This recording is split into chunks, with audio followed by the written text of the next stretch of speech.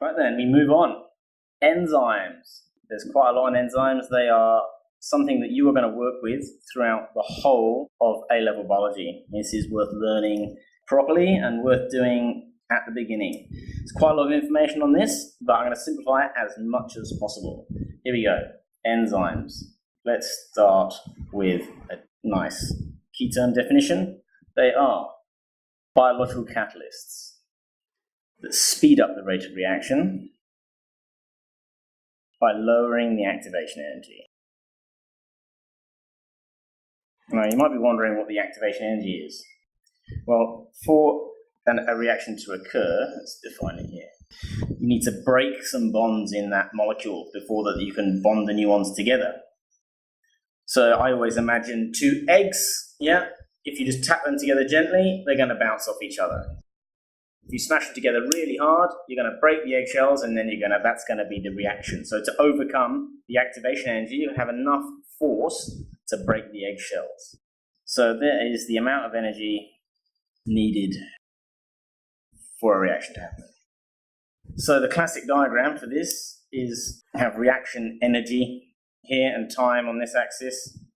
To make a reaction take place, you've got to put energy in, and eventually that's an exothermic reaction, you'll get some energy coming out. But in order to, you've got to get over this bump of the hill. Imagine rolling a ball up this hill and trying to come down the other side again. So with an enzyme, what we do, actually there's still some activation energy, but it's easier. It's easier to get over that hill of that reaction to take place. Now with enzymes, they are proteins, so they're made of amino acids. They have peptide bonds between them, and they have alpha helices within them. They have beta-pleated sheets within them, ionic bonding, and all that stuff we just looked at in the structure of enzymes. The old model for how we thought these things happened was like a lock and key. This is the old theory, lock and key. Well, we have our enzyme. We're going to use a very, very important key term in just a moment. That red section there is the important bit. We call this the active site.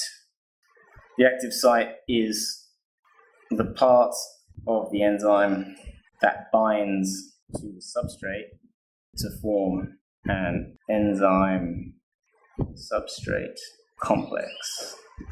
We're going to do lots and lots of work on this. Don't worry if some of those terminologies seem a little bit unusual to you. So here we have our key. It's going to fit into the lock. This is the substrate. Terrible handwriting, I'm sorry. And this, of course, is the enzyme. So the old theory, the before theory, is that the shape of the active site and substrate are always complementary. So before, during, and after, the shape here is the same as this. The shape, in fact, we should say complementary. It's like a hand and a glove. They don't have the same shape, but they have complementary shapes. Now, the current theory, we call this theory the Induced Fit Model. So, how does this go? Well, we still have our enzyme. And there's actually going to be 3 of these. So I'm going to draw them whilst I've got my black ready. Okay, so the Induced Fit Theory says that we've got our enzyme with an active site. First one and the last one are going to actually be the same. And we have our substrate. Now, our substrate in this example is going to look like a cock. And let's say there's a positive charge on here. You've got some negative charge next to his balls. Now, they're not exactly the same. So we can't call them complementary at this point. But we're going to get, our cock is going to fit inside. It's going to slide in like a hand in a glove. And it's going to make the active site form around it. So the active site is going to change shape slightly.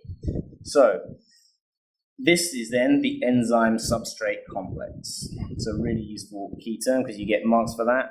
Enzyme substrate complex. Often called the E-S. You will see me write that sometimes. I will let you know. So this is before, this is during, and then afterwards, what's happened is we've broken down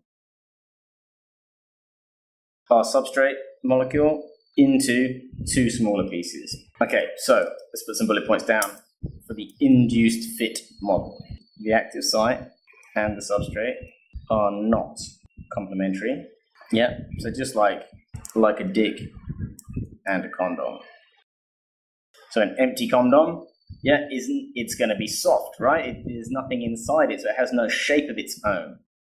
Yeah, like a dick and a condom, the active site is flexible and changes shape to fit around the substrate, forming an enzyme substrate complex. I'll often call this an ES complex. So actually in all the mark schemes like that, so you can refer to it as an ES complex in your exam. If you want to do that, write enzyme substrate complex first, put this in brackets, and then at least the examiner knows that you know what you're talking about. I'm going to do a perfect answer on enzymes, on all the possible combinations that come up in the questions. This is going to be, a common question is, how is the induced fit model different to the lock and key model? Well, the induced fit model states that the active site is not complementary to the substrate before it's bound. It becomes complementary and changes shape when the substrate is in the active site, forming an enzyme substrate complex, whereas the lock and key model states that before and afterwards the active site is complementary.